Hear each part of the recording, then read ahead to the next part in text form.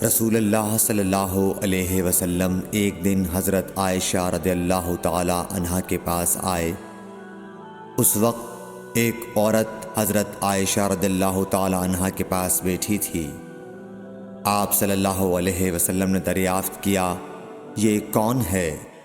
عرض کیا، فلاں عورت، اور اس کی نماز کے اشتیاق اور پابندی کا ذکر کیا۔ آپ صلی اللہ علیہ وسلم نے فرمایا، ٹھہر جاؤ، سن لو کہ تم پر اتنا ہی عمل واجب ہے جتنے عمل کی تمہارے اندر طاقت ہے۔